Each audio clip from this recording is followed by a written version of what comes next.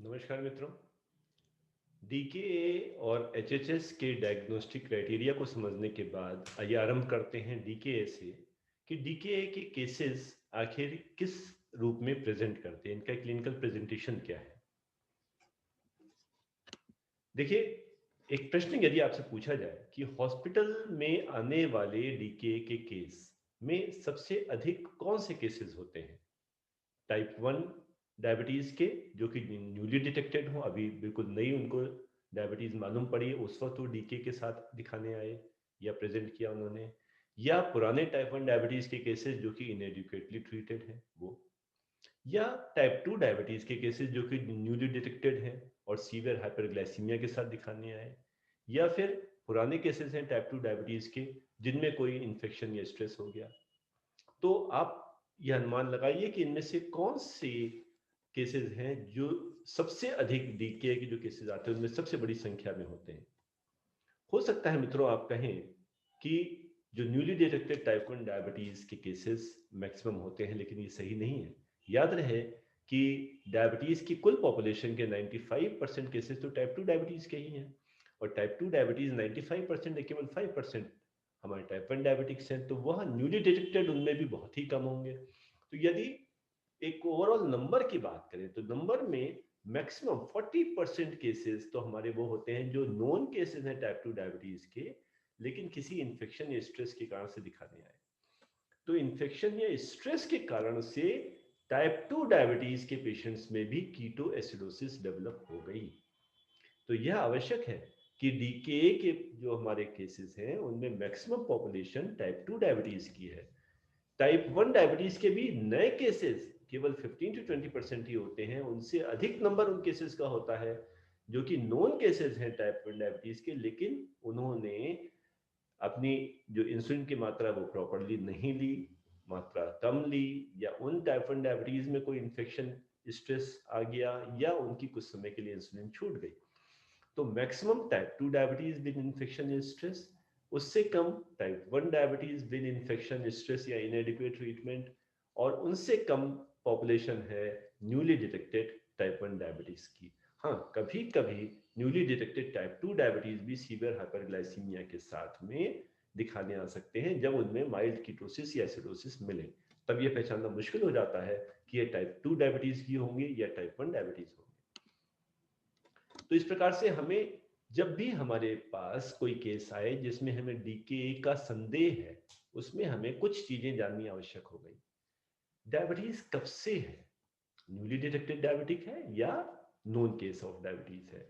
क्या पहले इंसुलिन लेते थे, इंसुलिन लेते थे तो प्रॉपरली ले रहे थे, रेगुलर ले रहे थे, आने के पहले तक, बीमारी के पहले तक ले रहे थे, या इरेगुलर थी, कभी छूट गई, कभी ली, या खत्म हो गई, आ नहीं पाई, क्या कारण रहे।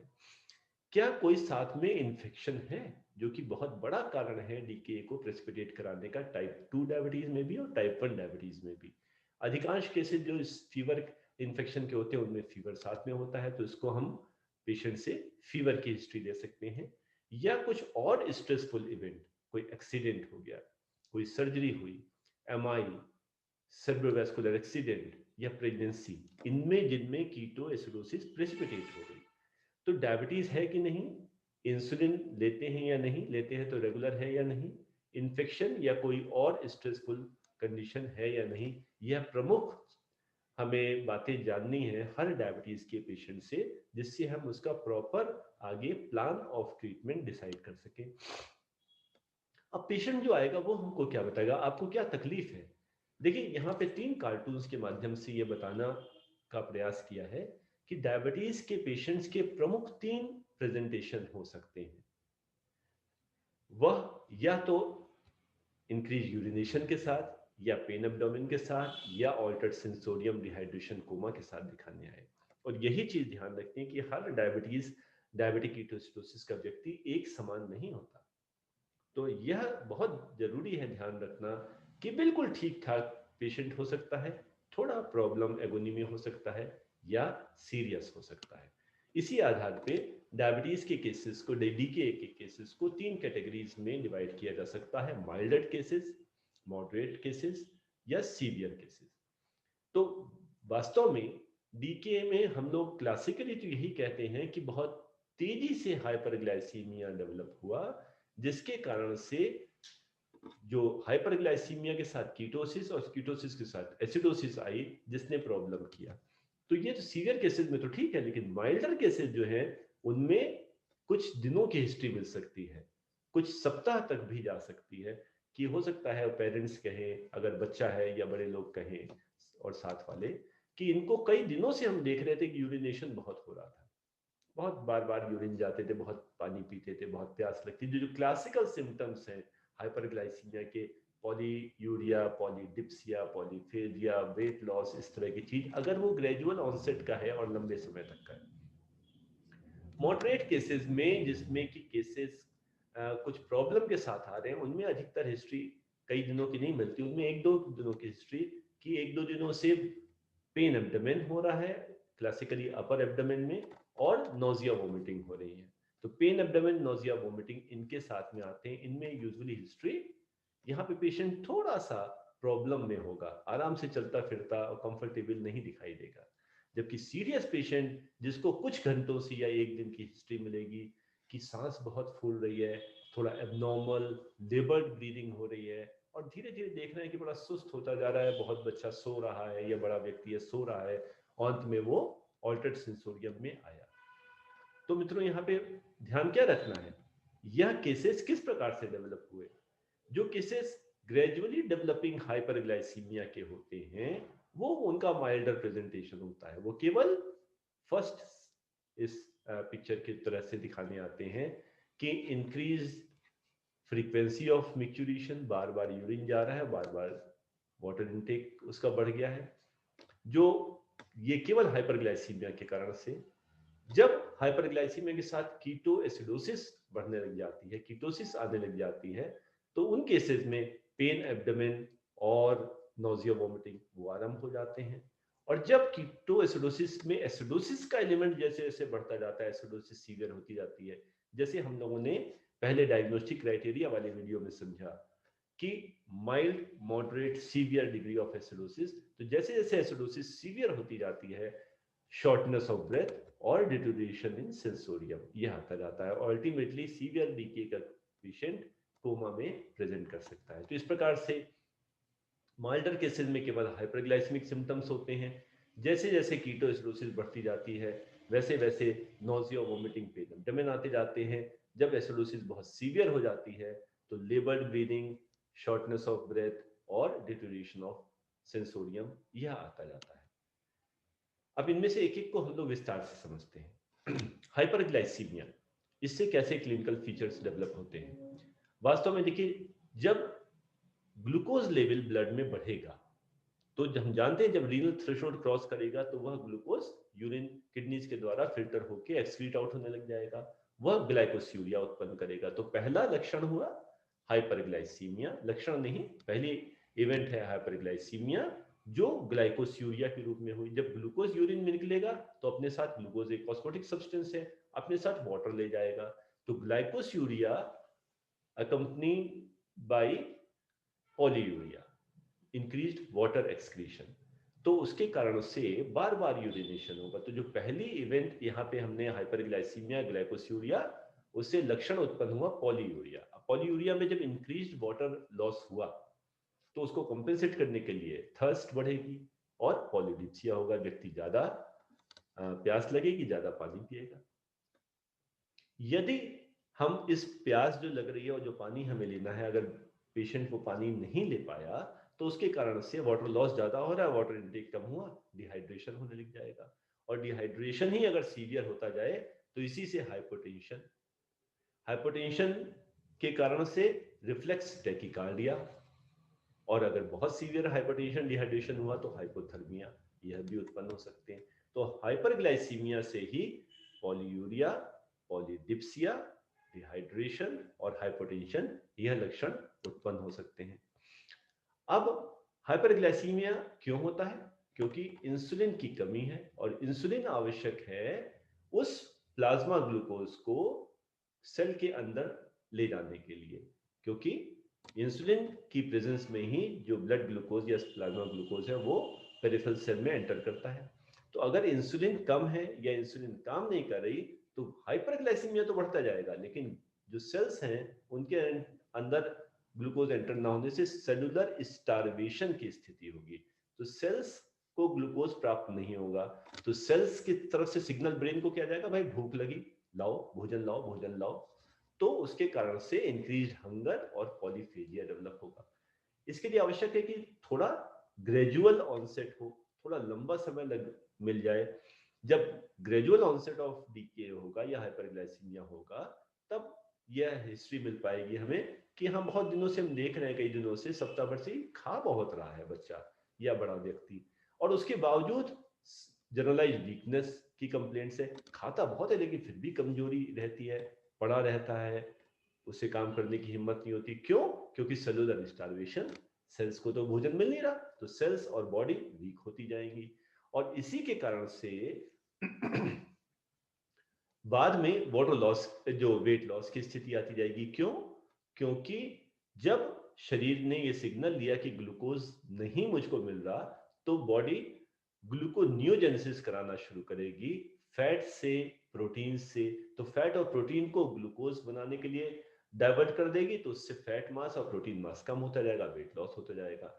लेकिन पॉलीफेजिया, वीकनेस, वेट लॉस तभी मिलेंगे जब माइल्डर डिग्री ऑफ इलनेस हो, जब लंबे समय से चल रही हो तब, वरना पेशेंट को कुछ दिनों में तो पॉलीयूरिया पॉलीडिप्सिया की ही हिस्ट्री हमें मिलेगी हाइपरग्लाइसीमिया से। अब दूसरा इवेंट की बात करते हैं। जब काफी समय इसके हाइपरग्लाइसीमिया के साथ होता रह गया, तब इंसुलिन की कमी या इंसुलिन के इनेक्शन के कारण से कीटोन्स डेवलप होने लगे। कैसे? क्योंकि हमने समझा कि लाइपोलिसिस होगी, ग्लूकोनियोजेनेसिस कराने के लिए, ग्लूकोज उत्पन्न करने के लिए फैट का ब्रेकडाउन हुआ, लाइपोलिसिस। उस फैट के ब्रेकडाउन से फ्री फैटी एसिड बने, फ्री फैटी एसिड ने कन्वर्ट होके और कीटोन बॉडीज बनाए, तो कीटोसिस शुरू हो गई। तो जितना लाइपोलिसिस फैट का ब्रेकडाउन ज्यादा होगा उतना कीटोन्स बनेंगे, और ये कीटोन्स क्या है? कीटो एसिड्स हैं। इससे एसिडोसिस भी होगी।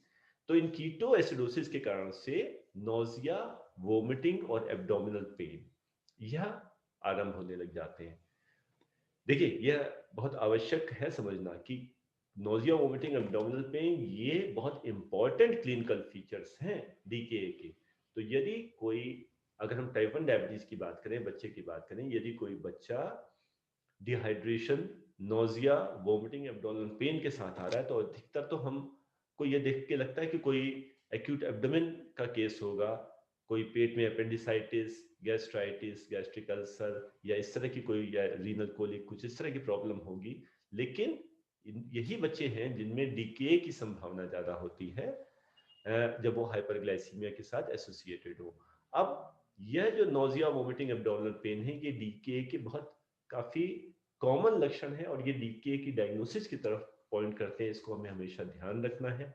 जितना वोमिटिंग होगी उतना वाटर लॉस और होगा, उतना इलेक्ट्रोलाइट्स लॉस होगा, जिससे इलेक्ट्रोलाइट डिस्टर्बेंस और डिहाइड्रेशन बढ़ जाएंगे।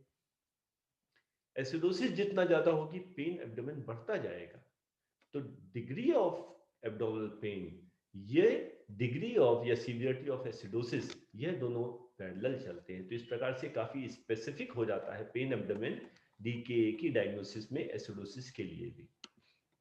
अब ये एसिडोसिस जैसे से बढ़ेगी, यह कीटो एसिड्स बढ़े।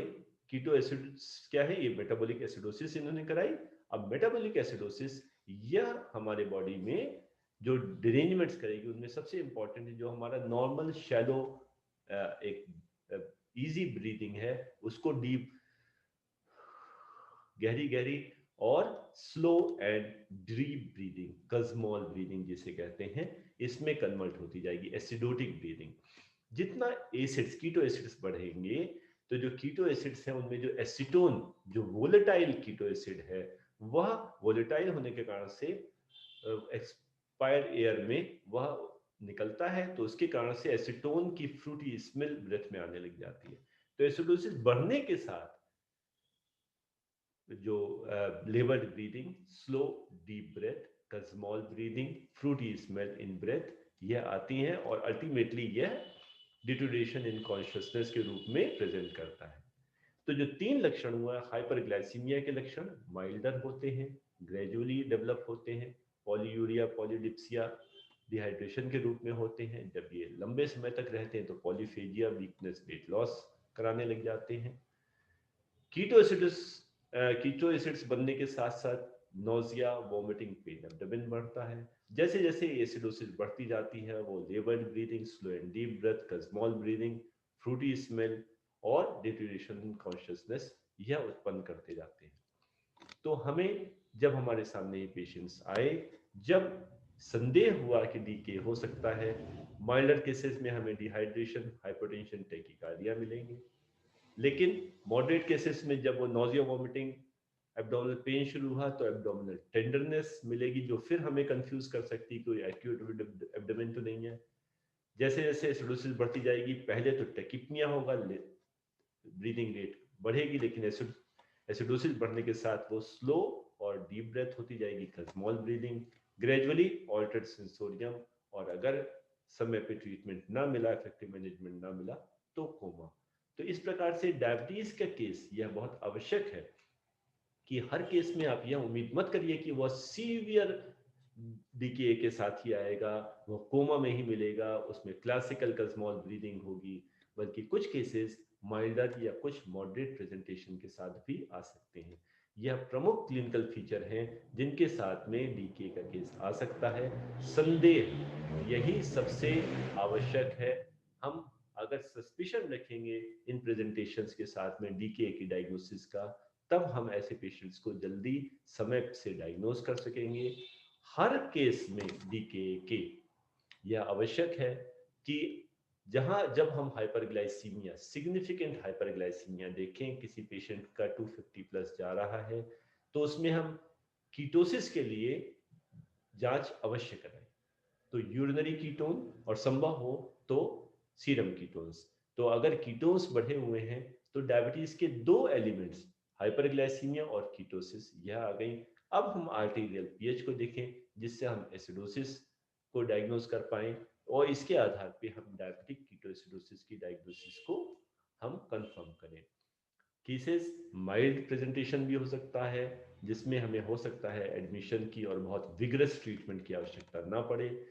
मॉडरेट केसेस में हमें थोड़ा केयरफुल हॉस्पिटलाइजेशन और केयर की आवश्यकता है, लेकिन सीवियर केसेस में जहाँ पे सीवियर एसिडोसिस है, वहाँ पे हमें क्रिटिकल केयर मैनेजमेंट की आवश्यकता इस पे पड़ सकती है। तो हर केस डीके का अलग हो सकता है, कुछ माइल्ड, कुछ मॉडरेट, कुछ सीवियर, और उनके प्रेजेंटेशन के अनुसार ही उनका मैनेजमेंट हमें करना है। हर केस को ब्लैंकेट और सीवियर कीटोएसिडोसिस के ट्रीटमेंट देने की आवश्यकता नहीं है। धन्यवाद। आशा है कि आप डीके को समझ सके होंगे, और इसको समझने के बाद अगले वीडियोस में हम डीके के केस को किस प्रकार से इनका वर्कअप करते हैं और उसके बाद कैसे इसको मैनेज करते हैं, इनको समझेंगे।